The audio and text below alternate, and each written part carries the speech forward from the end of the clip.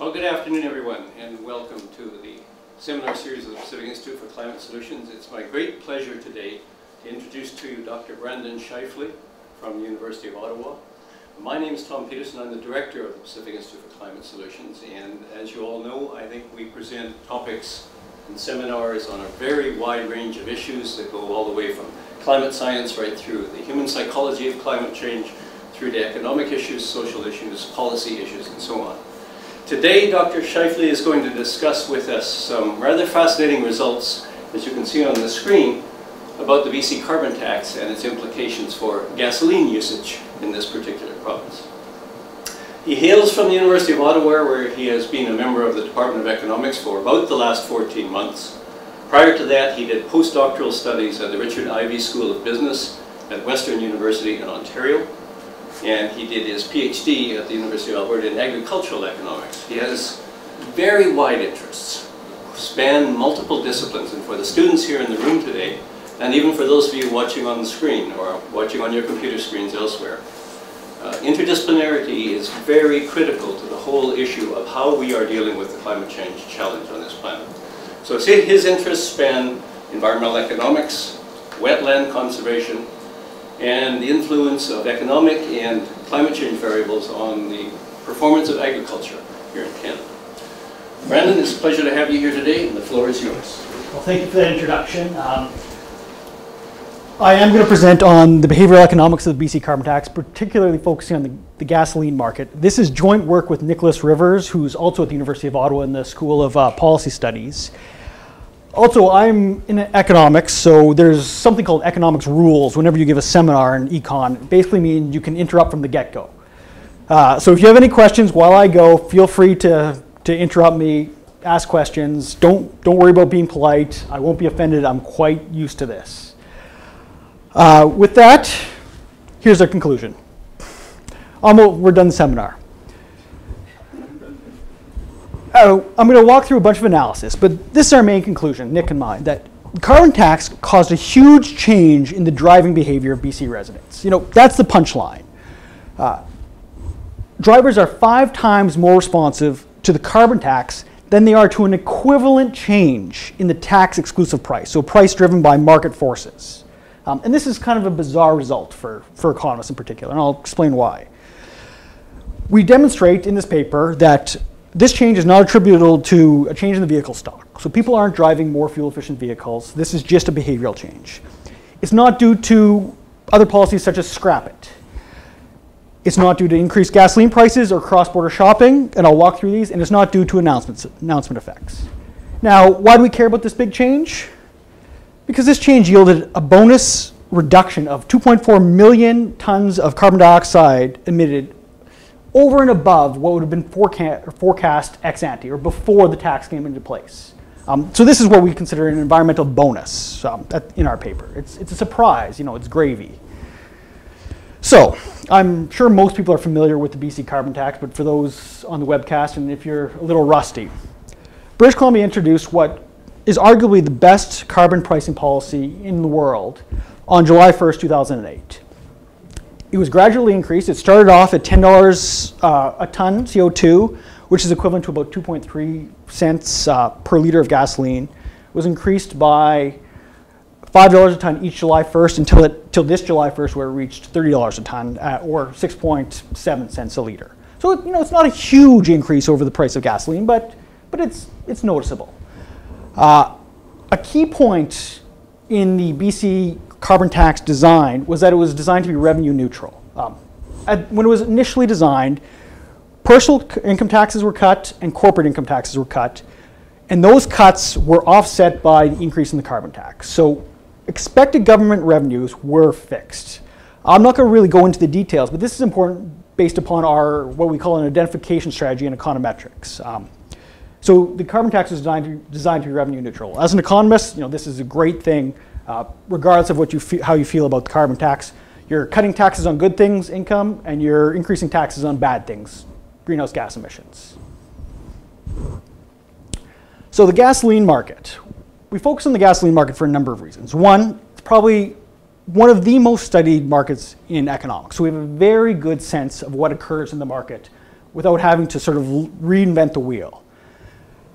There's a few key features of the gasoline market that make it particularly appealing. It's usually considered what economists call competitive. That markups are low for retail gasoline vendors, and international oil prices are set on continental markets or West Coast markets, on very large markets. So if BC increases the price here, it's very hard for retailers to sort of extract any surplus from that. They have to pass the entire tax on to consumers. If one gas station wants to increase the price, the one down the street will just keep their price the same and everybody will go to that other one. So it's usually considered a very competitive market, which is a very good feature for the econometric models we design. Gasoline demand is usually considered inelastic, which is an economic term which refers to the idea that large increases in price usually translate into very small changes in quantity demanded. So even if the price of gasoline goes up by 15%, we'll only reduce our gasoline consumption by 2 or 3% in general. And in fact, it's becoming more inelastic over time. So in the last 10 years, demand for gasoline has been more inelastic than it was the 10 years prior and the 10 years prior. So we're consuming more gasoline irrespective of price increases as time goes on.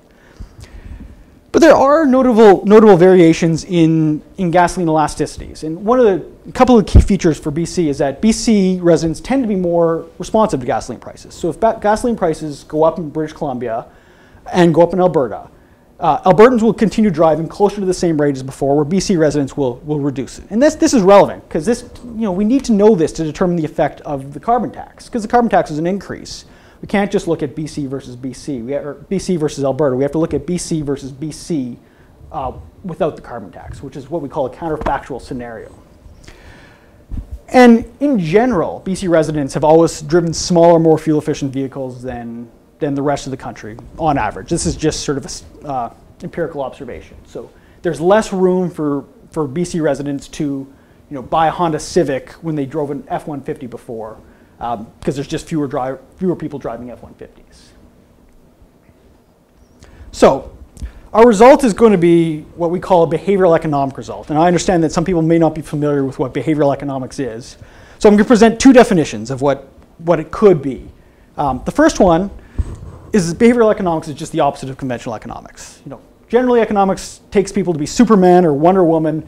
They have perfect foresight, rational expectations. They can do the calculus perfectly, without question.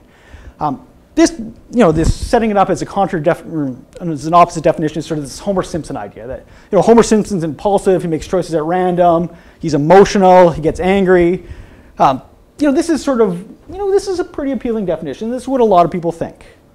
There's a second definition, and this is the one I tend to believe in. Behavioral economics is really just a collection of results.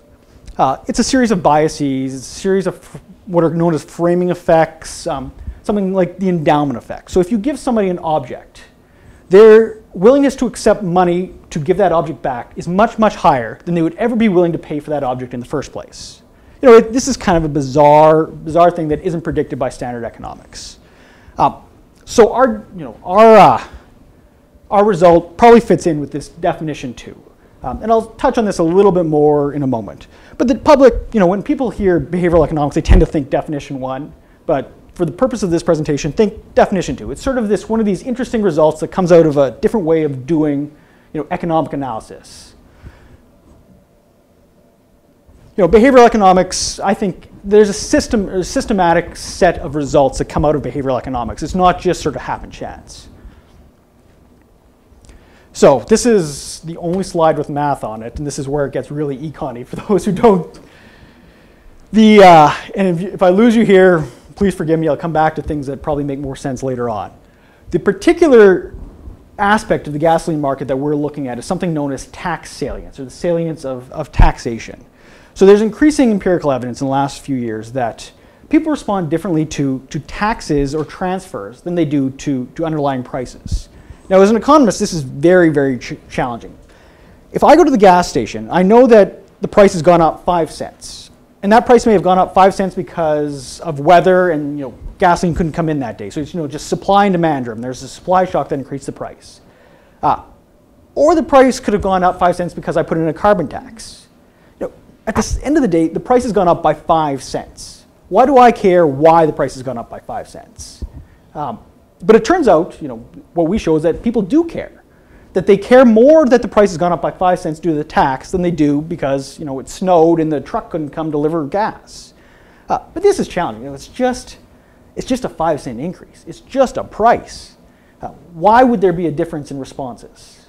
And we offer some hypotheses at the end, but this is sort of the fundamental idea we're getting at. And this kind of contravenes a lot of what the standard economic model determines. Something known as a Ramsey condition predicts that if you have got a demand for a product, the response to a price should be identical to the response to a tax. That's just sort of, a price is a price, doesn't matter if it's supply shock or if it's tax.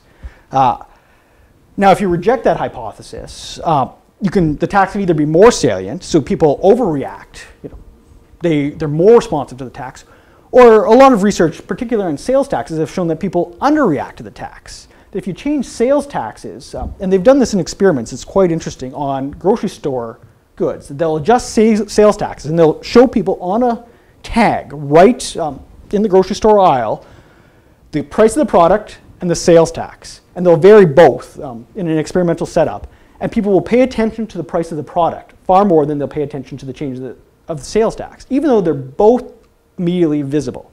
So it's quite an interesting phenomenon. It doesn't, economics is still coming to grips with this idea of tax salience, or that taxes and prices may have different effects on behavior. I'm not going to get too deep into some of the economics of this because I understand that this isn't an economics seminar, but this is sort of where the field of economics really comes into play. Now, what's our challenge for this particular paper? We can't set up an experiment where one group of people has a carbon tax and another group doesn't, and we'll randomize over households. What we have to do is we have observational data. And what we're trying to do is use this observational data to approximate what would happen under sort of an experimental situation. And that's can be quite challenging. And you need to use sort of a bag full of tricks to sort of get at this. And we use essentially three tricks to get at this. One, it's known as fixed effects. So if you're familiar with econometrics or statistics, we include a fixed effect for provinces. So we're essentially trying to compare BC to other provinces and take out all the variation that doesn't change. So anything that's indigenous to BC that doesn't apply to other provinces, such as geography, we can remove that from the data. So all that noise is gone. At the same time, anything that's year or month specific. So the 2008 financial recession, we can remove that from the data with a time fixed effect.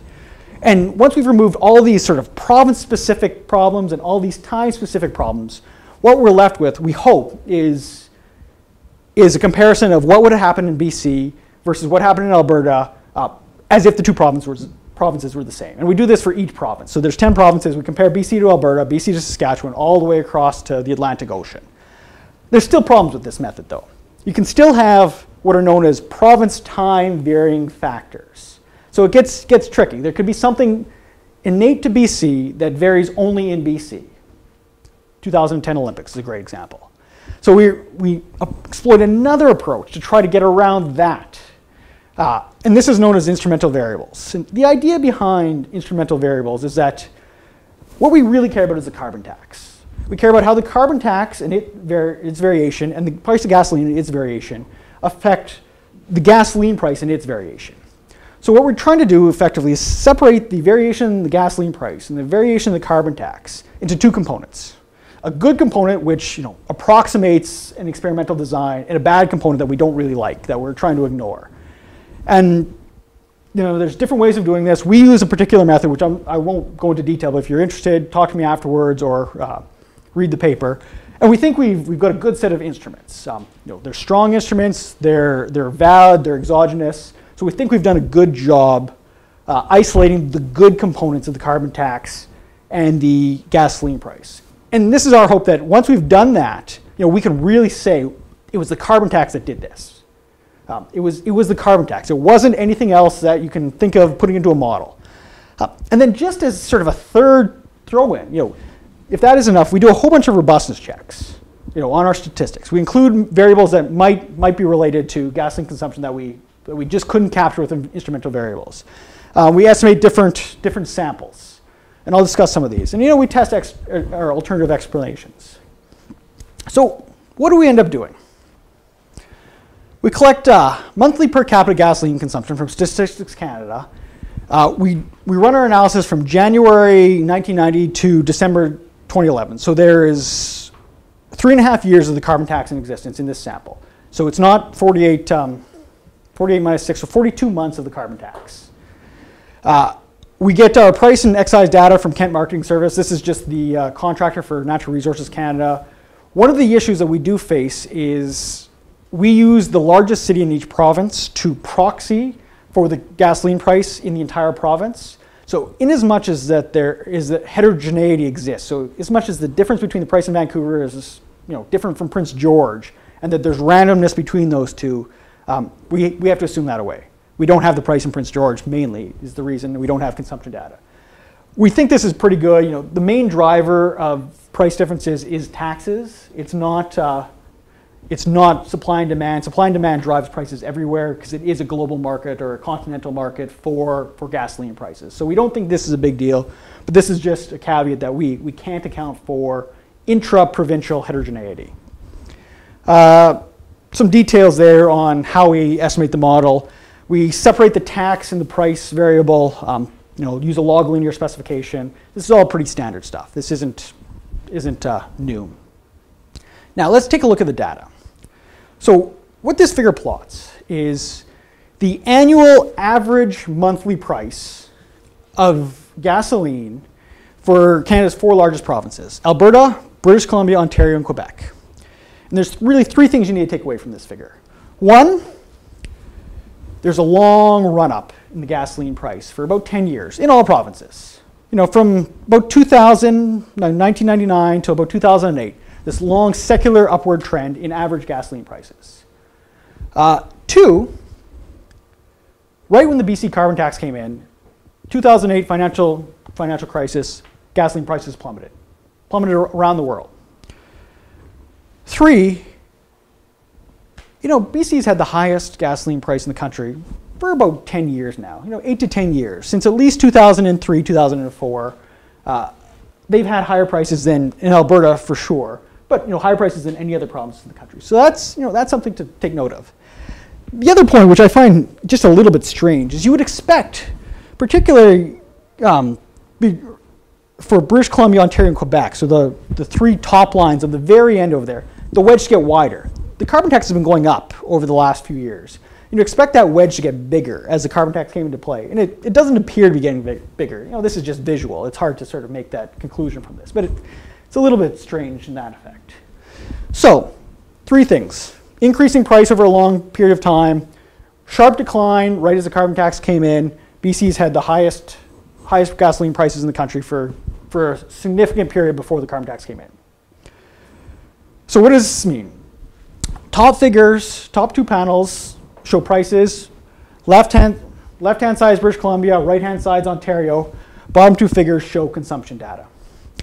So over the 2000 to 2008 period, we've got downward sloping consumption as a trend. This is the law of demand. This is a fundamental law of demand. This is exactly what we would expect. Prices go up, consumption goes down. We see that for both British Columbia and Ontario. So upward trend, upward trend in prices, downward trend in consumption. The law of demand, we expect this. But what happens when the carbon tax comes in? And this is where it gets really strange. The green dotted line shows the carbon tax for both Ontario and British Columbia. And remember, right as the carbon tax comes in, prices fall off the map. They drop. Ontario, you see exactly what you should. Law of demand, prices fall, consumption increases again. There's variability around this. This is not, we've controlled for very few things, just seasonality in this. So this is just the data. But in British Columbia, even though prices are falling, you see this extra drop down and then a continued downward slide. Both these price series include all taxes. So excise taxes, carbon taxes. This is a really stark difference. You have this sharp drop for British Columbia, Ontario, and we can show Quebec, we can show New Brunswick, we can show Alberta. The Ontario pattern is the same. So British Columbia seems different. We haven't run any regression models. British Columbia seems different. This is the story here in some respects. The carbon tax came in, prices fell, and BC residents still changed their behavior. So what if we do some econometrics? I'm not going to make you read all of these numbers, but you want to pay attention to the bottom three rows there of numbers.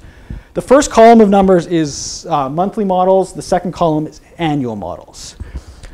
These two numbers here show what the decline in gasoline consumption from a 5-cent increase, so almost approximately a $25 per ton carbon tax. First one, market price of gasoline. So if there's a 5-cent increase in the market price of gasoline, the model predicts that there'd be a 2.2% reduction in gasoline consumption.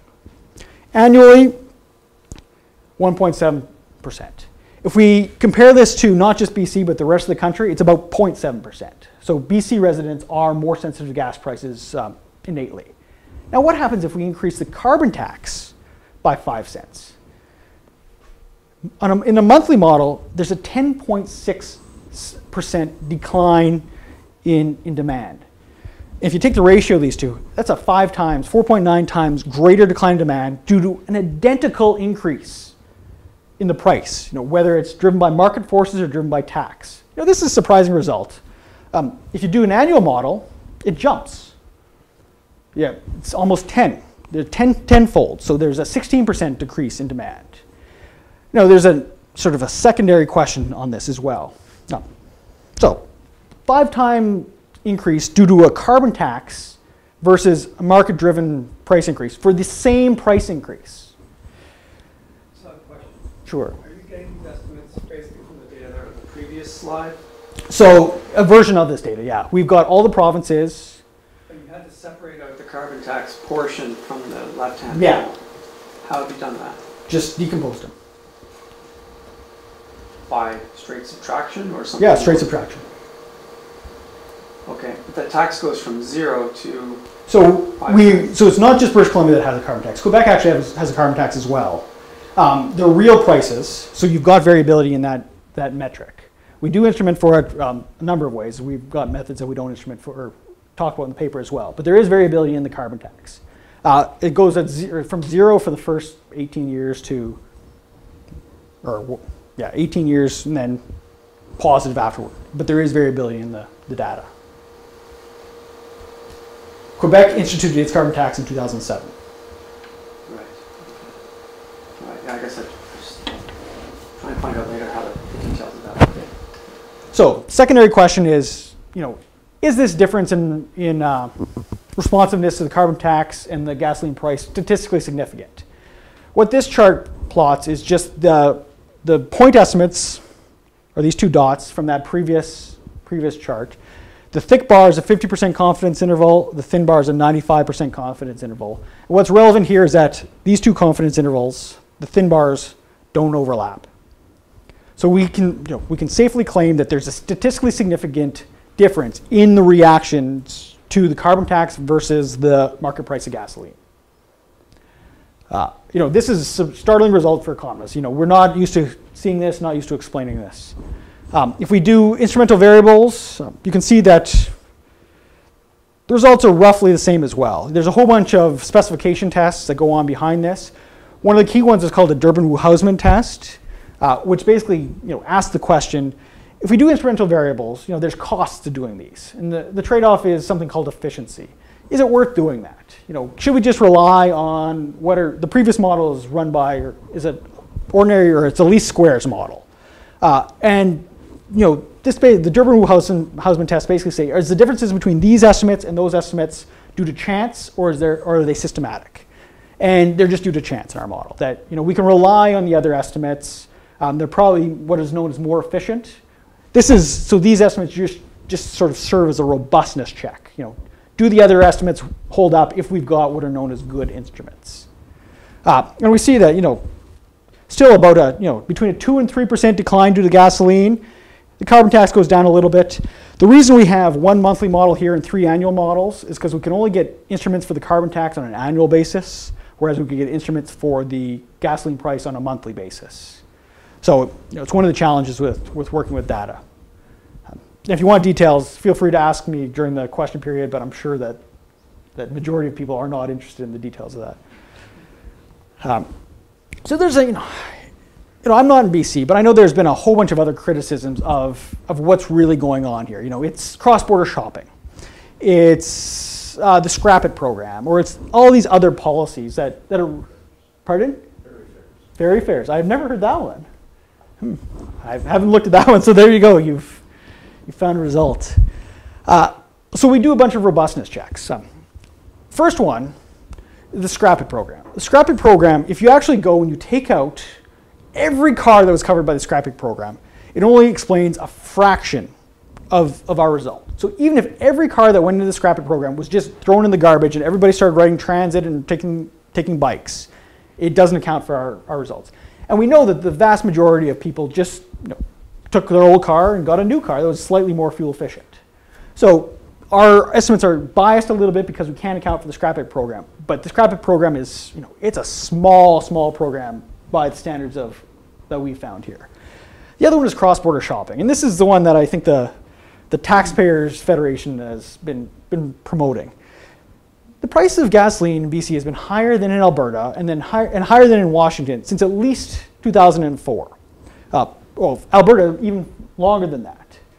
So the only way cross-border shopping could account for this is if the difference between the number of people who cross-border shop before, because if you were going to cross-border shop, if it was rational for you to cross-border shop, you'd be doing it all along. That the carbon tax would have had to push a whole bunch of people into this cross-border shopping group. And they would have had to push it in while gas prices were falling.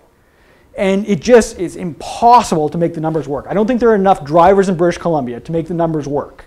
That you would push the a 2 or 3 cent tax, or 6.7 now, tax would start people cross-border shopping. They should have been, everybody who could rationally cross-border shop should have been cross-border shopping already. If I lived near the border, I'd probably cross-border shop. It's rational to cross-border shop, so you should have been doing it already. More to the point that it's 95% of the population plus lives more than 2 hours drive from Alberta, and you have to go through an international border to get to Washington. These are not negligible costs. That you have to incur large costs to make any sort of profit in cross-border shopping. Now, a few of the things we do check econometrically, there are some admitted variables. We didn't include income in the previous models. We can do that easily. We didn't include the change in the vehicle stock. We didn't control for that. We're going to do that as well. There's a couple other stories that might be at play here. One is something called an announcement effect. Maybe what's going on is every July 1st, there's a big media hubbub about the carbon tax. And all of a sudden, I'm just an average driver and I shouldn't be driving this much. I know it's bad for the environment. I know it's bad for my pocketbook. I shouldn't be driving this much. So I stopped driving so much for July. Maybe I stopped driving so much for July and August. But come September, the kids are back in school. I've got to go to work. I'm going to start driving again because I've forgotten about this effect. If you drag it on any longer, then it becomes something other than an announcement effect. But the announcement effect is this idea that it's really just a short-run change in behavior. That people just change their behavior for a few months because they were paying attention to the carbon tax. So we're going to test that. The other one is, 1990. That's a long time ago. Maybe people change their behavior in British Columbia in particular, mid-2000s. So we look at a subsample from 2007 onward. So maybe it's just that this preference shift or this structural break occurred before the carbon tax came in. So first two columns look at income. The third and fourth columns include the stock of vehicles. Again, the lines to pay attention to are down here, bottom 3 rows. Monthly, we can do monthly for income. We can only do annual for vehicle stock. We can only get vehicle stock data on an annual basis. Our models on a monthly basis are just much better models because there's much more data. But the general pattern is consistent. So still, you include income, almost identical to our preferred model. 2.1% decline in gasoline consumption from a 5-cent increase, 7.5% from a 5-cent increase in the carbon tax. Still a 3.5 ratio. The carbon tax is 3.5 times more sensitive, or people are more sensitive to the carbon tax by 3.5 times than they are to the price of gasoline. You include all these variables, they're all the pattern's consistent. People are always more sensitive to the carbon tax than they are to an equivalent price increase for gasoline. So we've included those omitted variables, found the same pattern. What about announcement effects? So for the first two columns here, or for the first column here, we drop June and July from the data for all years. So we don't include the month before or the month after. People could store fuel. So they know that a price increase is coming up July 1st. I'm going to go take every jerry can I own, fill it up, so I don't have to pay the higher price. There's a lot of data and research out there that demonstrates that storage in the gasoline market is very, very challenging, but it could occur. The longest predictions for storage is about 2 months. So in this first column, we drop June, July. Second column, we extend it, May through August. So we drop 4 months of the year. Results hold up. Almost exactly the same point estimates if we drop June, July. A little bit different for if we drop May through August, but the results hold up. It's not an announcement effect. It's not that people just cared after the media hubbub. They cared afterwards as well. And if we look at just 2007 to 2011, so maybe there was this preference shift. We end up finding the same results. People are more sensitive to an identical increase in the carbon tax than they would be to a market price increase. So I'm missing something again. So you say limit to 2007 and later, but carbon tax only existed from 2008. Yeah. So I thought all of these data were for the period during which the carbon. No, so we can estimate. You can still estimate. So the way you estimate them all, you can estimate a gas parameter up to 2008, and if you had a carbon parameter, it would just be a non. You couldn't estimate it. But even if it's zeros throughout, you can estimate it following that. Yes. And we've got time fixed effects. So anything that's time relevant would be pulled out.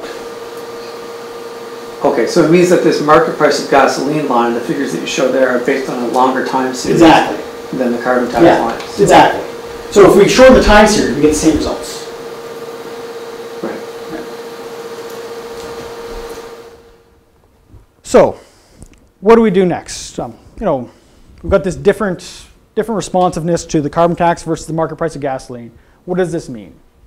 Well, we construct a number of counterfactual scenarios. This is sort of an economist term for what would have happened had this policy not existed in BC. So we can do this based upon this model. So we've got three counterfactuals here. Purple line, green line, red line. So the purple line is basically the story of what gasoline demand would have been in British Columbia had there been no carbon tax, that it had been zero throughout. The green line is what would have happened had people had the same responsiveness to the carbon tax as they did to market price of gasoline. So this is the equivalent response counterfactual. This red line then is what actually happened. This is the actual data point that people demanded. So we've got this huge downward sloping here. These other two reflect sort of what are known as counterfactuals, what would have happened in these scenarios. Now that's a pretty big difference between what actually happened and what would have happened under. So this is, the green line can be considered the best ex-ante forecast. So the best forecast before the carbon tax. This is what Revenue BC would have predicted would have happened. And the purple line is sort of the best forecast for what would have happened if there wasn't a carbon tax at all. Now if we take this to emissions, this figure shows, the dark lines show the emission savings that would have been forecast by Revenue BC. The light gray lines show what the emission savings that actually occurred. So there were a total of 3 million tons of carbon dioxide equivalent saved due to the carbon tax, due to reductions in gasoline demand in British Columbia from a counterfactual scenario where there was no carbon tax. So difference between purple line and red line in emissions are these light gray bars. Difference between purple line and green line, so the best ex-ante forecast, are these dark bars. So 79% of the emissions reductions occurred because of this behavioral change, that people were more sensitive to the carbon tax than they were to an equivalent increase in the market price of gasoline. 2.4 million emissions are due to the behavioral change of BC drivers. So it was the actual behavioral change that led to this huge reduction in emissions. All the other tests that I talked about, instrumental variables, robustness checks, all of that is what are what's known as internal validity. We're trying to make sure that the model says what the model should say. These results, the counterfactuals, have what is known as external validity. That if we actually look at, so the carbon tax was designed to be revenue neutral. And they projected how much revenue they would collect from this carbon tax over the first 5 years. They've only collected 83% of their initial forecast. So that means that they either forecast poorly, but missing by 17% is a huge, huge miss. Revenue BC is not that bad at forecasting. What really occurred, or what we really think occurred, is that people actually did change their behavior. So our results are what's known as externally valid as well, that there's this other piece of data that corroborates our findings.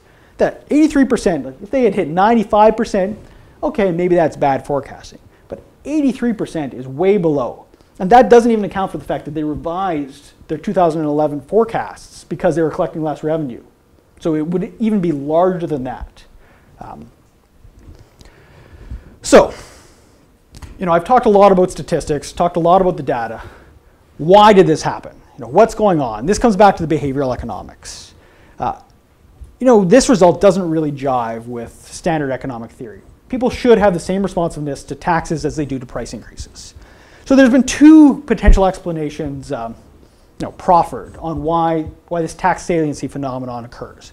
One is that individuals are irrational. They make foolish decisions largely due to inattentiveness. That, thinking is hard. We can't think all the time. We make mistakes. So maybe, particularly in the grocery store case, we just didn't do the calculation on the taxes right. We couldn't add up the two numbers properly, and we made a mistake. This doesn't really seem to apply to the gasoline market for a number of reasons. You can't drive down the street without knowing the price of gasoline. It's in your face all the time. There is probably not a price people know better than the price of gasoline. It's just a common price. Everyone knows the price of gasoline, even people who don't drive. It's in the media, it's on signs. Two, the price posted is tax inclusive. It's excise tax inclusive, it's carbon tax inclusive. So you pay the price you see. You don't make any mathematical errors in calculating a 13% HST versus a 5% plus a 7% GST, PST, or whatever it is in British Columbia now. It just, individual rationality just doesn't seem to be at play here. The other explanation is what's known as other regarding preferences. And this is the one that my co-author and I like a little bit better. And I should caveat this. This is a surprise to us, this result. We haven't fully come to terms with its explanation yet. But a lot of behavioral economics deals with the fact that people care about other people. They care about fairness. They care about the environment. They care what other people think about them. And there's a myriad of results and they can go any which way. But in this case, we think it seems to apply. And we think it applies for two reasons. One is sort of a coordination reason. One is what we term sort of a resentment of free ridership. So think of this scenario. You're an environmentally conscious driver. You drive a Prius. Your neighbor drives a Hummer. You know that you can reduce your consumption of gasoline by driving less. You just drive less. There's no carbon tax. If you just drive less, you're contributing to what's known as an environmental public good. You're emitting fewer greenhouse gases. But if you reduce your driving, you're also going to reduce congestion costs. And you're going to reduce the total cost of driving for your neighbor with the Hummer. And he's just going to take some of that away. Your reduction in driving is going to leak out to the Hummers, to the non-environmentally conscious people. And that kind of upsets you. So you may resent that. So you may not contribute as much. You may not reduce your driving as much as you otherwise would, because they don't have to pay the full environmental costs of their decision. Now, what the carbon tax does then is it does two things. One, it acts as a coordination mechanism. It says that, okay, other people are serious about this problem as well. It's not just me being the only Prius on the block. So you've got sort of commitment from other people involved that, okay, there's a lot of people who are willing to sort of contribute to environmental public good by driving less. Second, it means that everybody who drives, including yourself, has to pay what we call the full environmental costs of their decision. Now, whether the price is right or not, I'm not going to talk about, but everybody's paying some environmental cost for their decision to drive. And the carbon tax is different from something like excise taxes in the following way. Excise taxes are generally used for infrastructure. So I know if I drive, I'm paying excise taxes. that money is ultimately going to be used to build better roads or more highways or overpasses that make my driving cheaper in the long run. I may not like paying that, but that's sort of the way they work. A carbon tax isn't that. A carbon tax is unambiguously an environmental tax. It's there to make me drive less.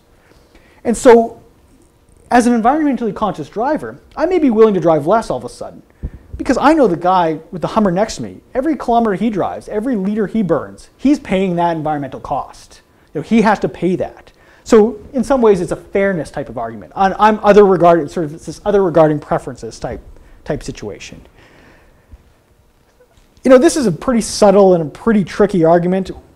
I'll be honest with you, I'm not all that comfortable with it. And I don't think Nick's all that comfortable with it either. But it's really the only sort of story we could draw around this phenomenon. We've got sort of what we call a stylized fact that holds up in the data under repeated tests. And we're trying to sort of come to terms with it. It's sort of this coordination, resentment of free ridership phenomenon is what we're really trying to tell a story around. If you have other suggestions, we're happy to hear them. So, redux of the first slide, takeaway messages. The carbon tax caused a large behavioral shift for BC drivers versus a counterfactual scenario with no carbon tax. In general, we need some sort of behavioral economic explanation to really account for this. It doesn't fit with the conventional model. A 5-cent tax increase should be the same as a 5-cent supply shock price increase. BC drivers are approximately 5 times more sensitive to a tax than an equivalent increase in prices. These results are both internally valid. We've run the model through a myriad of tests, and they're also externally valid. So the BC government collected far fewer revenues from the carbon tax than they had forecast. In the gasoline market alone, so we're not thinking about energy production, we're not thinking about any other industrial market, the carbon tax led to 3 million tons reduced in gasoline emitted, or in carbon dioxide emitted over the first 3.5 years, and 79% of that total is due to the behavioral change of BC drivers. So 45 minutes, still 15 minutes for questions. So. Thanks very much.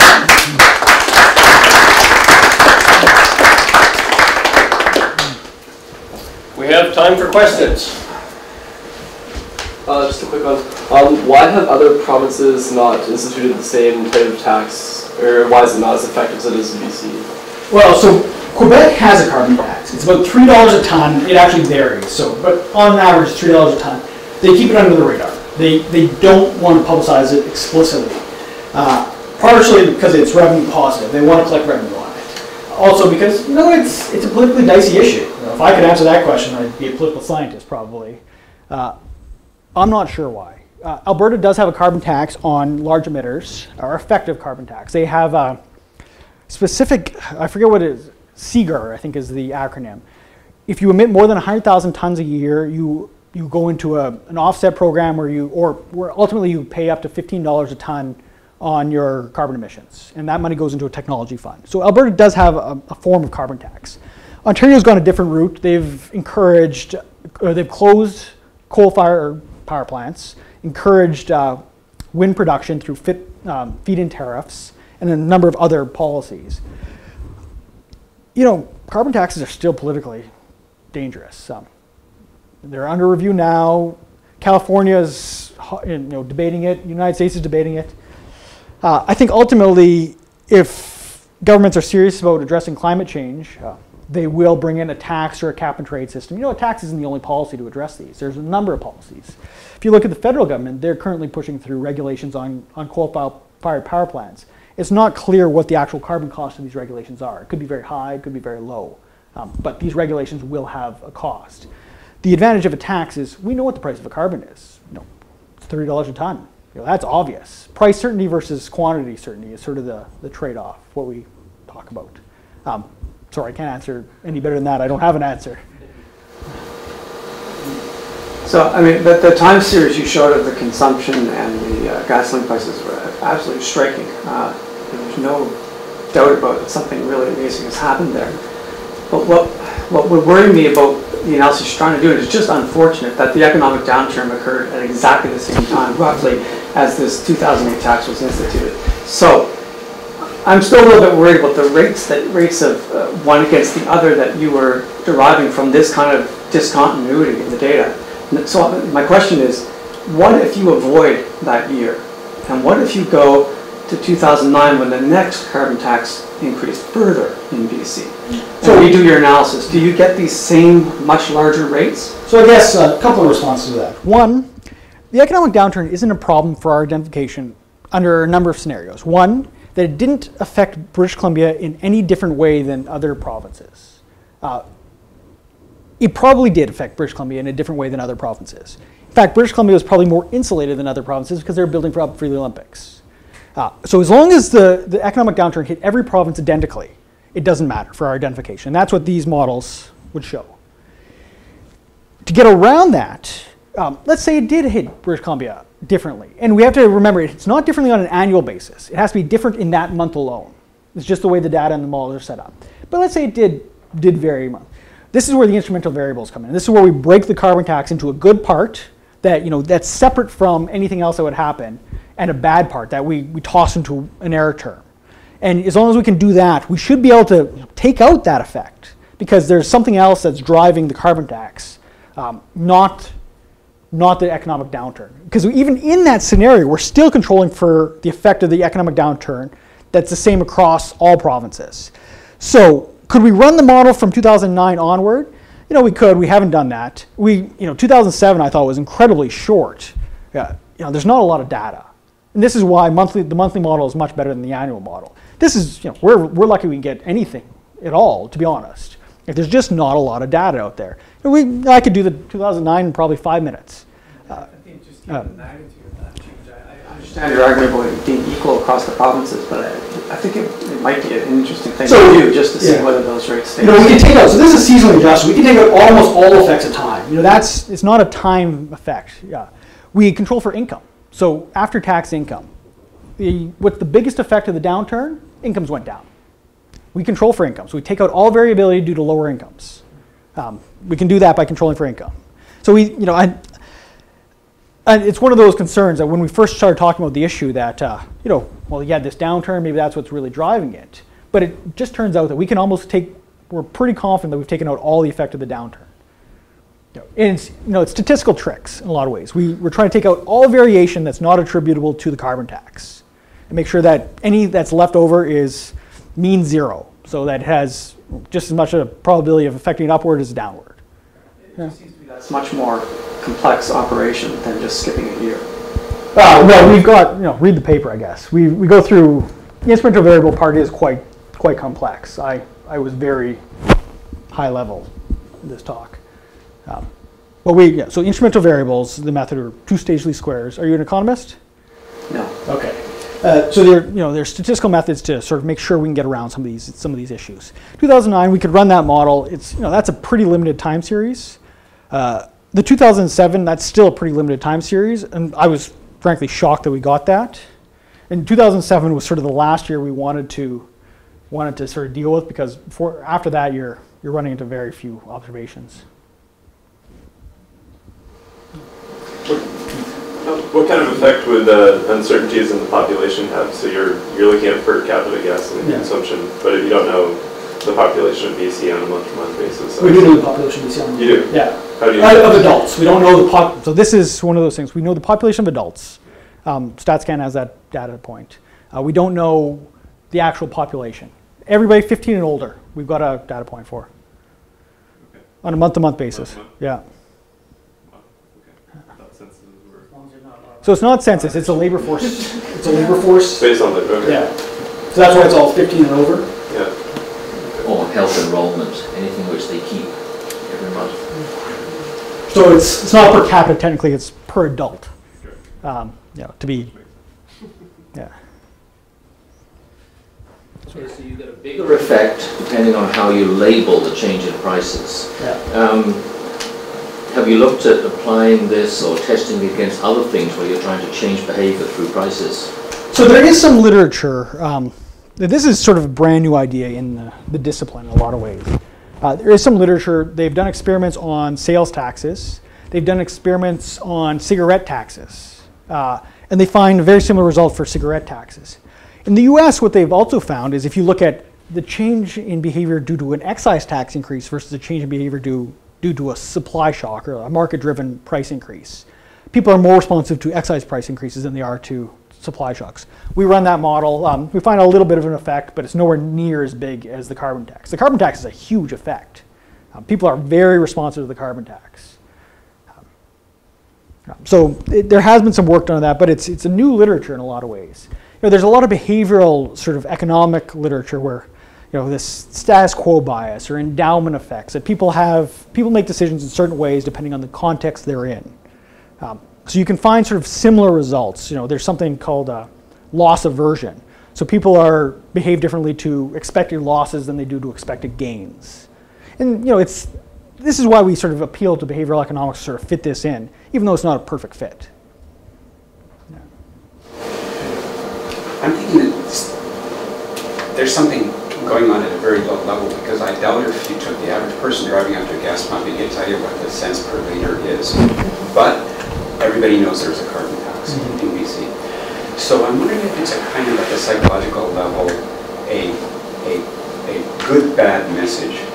Like a parent says to a kid, you can't have a cookie, but your health is going to be better if you don't eat this cookie. But in fact, because it's revenue neutral, I'm going to actually give you this piece of fruit instead.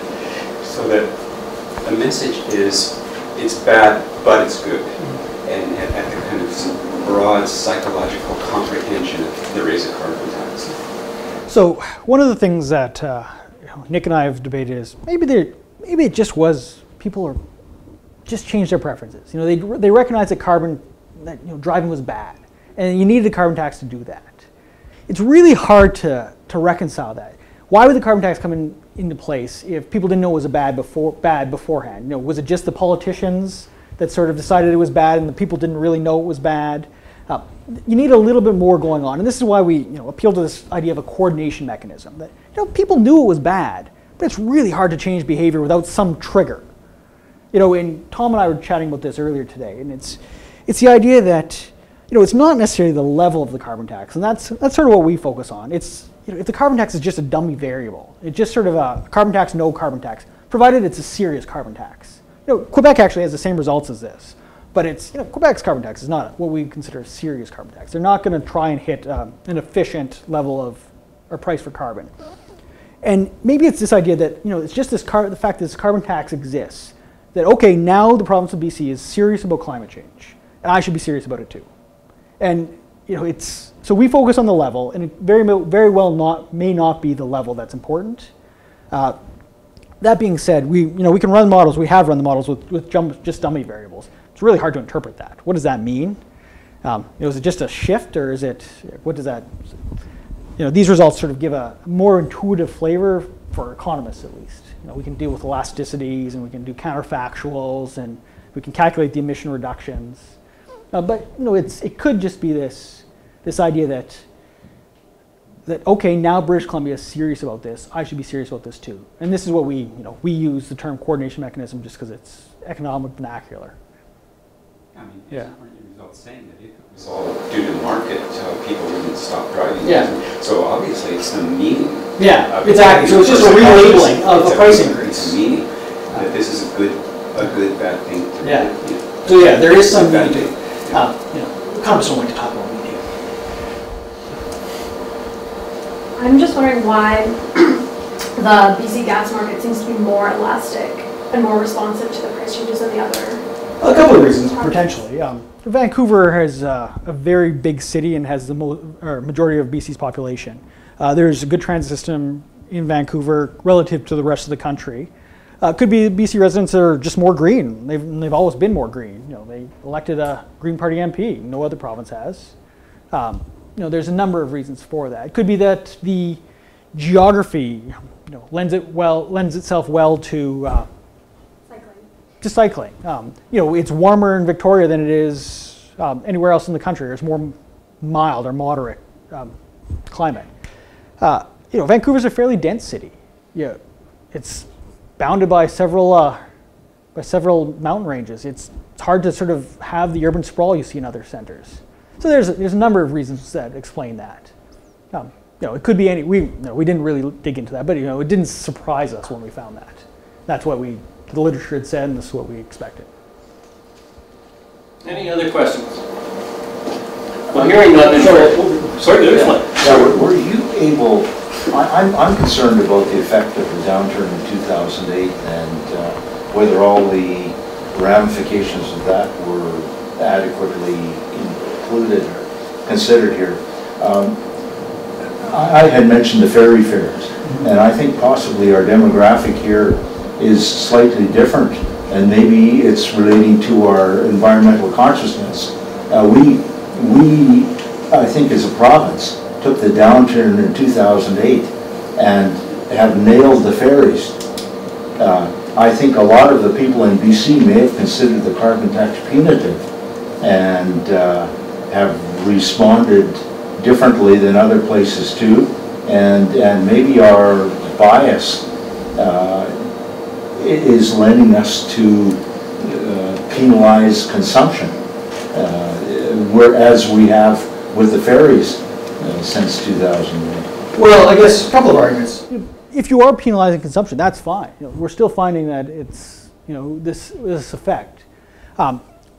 With respect to demographics, what matters for identification of our parameters isn't that BC's demographics are different. It's only whether they changed after the fact. That, as Ontario's demographics sort of kept a certain proportion, that BC's would change relative to that, or relative to the other provinces, and that they would change sufficiently within a month to do something. Other than that, it shouldn't be a problem. And even if it is a problem, our instrumental variable strategy should account for that by splitting apart the variables. So you've got the part that sort of goes into the bad idea demographics, and the part that's sort of good, that we can sort of identify the parameter with. So statistically, demographics shouldn't be a problem. We've run through the test. I don't know what the ferry rate issue is. I hadn't heard of it before then. So you're going to have to either. Does that mean? So I assume ferry rates went up. They've gone up continuously, but ridership is dropping and dropping and dropping. Well, that's what you would expect. So the question is whether similar ridership type. Because the price goes up, demand goes down. That's law of demand. Now, I think what you're getting at is what we would call cross price elasticity. How many people take the ferry a day, or a week, or a month in British Columbia? A small fraction of the overall driving population. Yeah. So that's what I would assume as well. That But I'm not saying it's a dependent variable here, the ferry. But I'm saying the concept. And this is his comment as well. This is kind of what we're saying as well. That just something about the carbon tax just caused a change in thinking. We're sort of trying to rationalize within economics and behavioral economics in particular. But it's the idea that the carbon tax caused a change in thinking. Behaviors change their behavior, or drivers change their behavior. Sorry, and they had a huge change in behavior. That's a big drop. So it's surprising.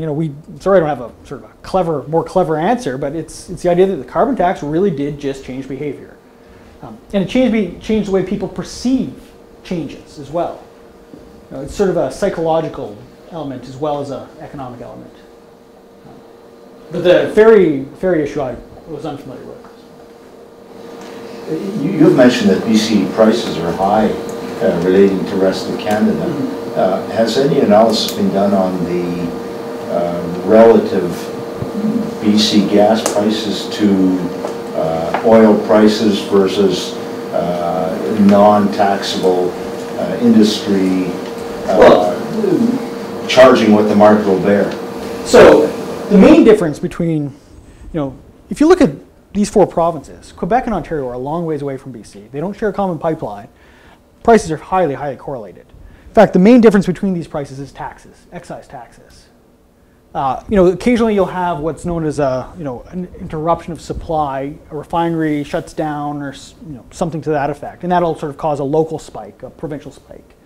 But by and large, prices are correlated across the country, highly, highly correlated. And if you go to a monthly basis, it's even, you can see it even more dramatically. So there is a markup on the price on sort of the world gasoline price, and that's taxes by and large. But most of North America with the exception of California, pay sort of a very similar price for gasoline after you've taken into account transportation and excise taxes. It's an and this is sort of one of the features of the gasoline market. It's one of the reasons why we looked at it, because it is what we consider well behaved. There's very little market power at the retail sector, at the retail level. Occasionally you'll hear about collusion in some small town in Quebec or something like that. But those are rare. They're very rare. The reason was an upward trend is because the price of oil is going up. That's price of oil goes up, price of gasoline goes up. In the last few months. But 2008, the price of oil was $140 a barrel, right at the peak there. Right at the peak of the gas, $140 a barrel. So, price of oil goes up. Price of oil sort of went up secularly for 5-6 years. Price of gasoline goes up. Price of oil falls. Price of gasoline falls. It's not a perfectly linear relationship, but it's pretty close. We could run a model on it, but one of the features of the gasoline market is that as the price of oil goes, the price of gasoline goes to some extent. One argument is that there used to be a longer lag. The price of oil went up or went down. It took a while for gasoline, for that to translate into pump prices. That lag's really come down. But it's still very highly correlated. Last 10 years, it's very highly correlated. Now, California is different because they have a different gas. They've got a different blend of fuels that is sort of unique to California. So if there's if the Chevron refinery shuts down in California, the price of gasoline in California spikes up. Is sort of the story there. Okay, well it falls on me to thank Dr. Schiffley for what is a most stimulating discussion. I would point out a couple of things. First of all, I think British Columbia can be very proud of the response of the province to the carbon tax. Whatever the explanation, wherever the explanation may lie, which is not exactly clear, but it's certainly intriguing, we have reduced our aggregate carbon dioxide emissions over the last several years by 3 million tons. And as someone who works with an Institute for Climate Solutions, anything we can do to get carbon dioxide emissions down is a good result. So I'm very pleased to see this. At the same time, I make the point that those who would claim that carbon taxes are harming our economy are actually not correct, because over the last 4 years, since the carbon tax was imposed, the British Columbian economy has grown faster than the Canadian average. So there's just no truck to the idea that the carbon taxes are harming our economy. So this is very much a good news story. It is the first such study ever on the history of the planet, in fact, to be published, and it was submitted this week, was it not? Well, we submitted it to peer review yesterday. Submitted yesterday, and so we'll eagerly wait to see the results of that now. But it's a very thorough study, a very thorough analysis, albeit with a given, rather limited set of data to this point. But nevertheless, I think it's highly intriguing. One thing I didn't mention in my introduction was that Dr. Schiffley flew in today from Ottawa, so he's had a long day of travel, and you can't see a sign of that. His enthusiasm and passion for the subject is very much on display here. So thanks very much for an intriguing talk.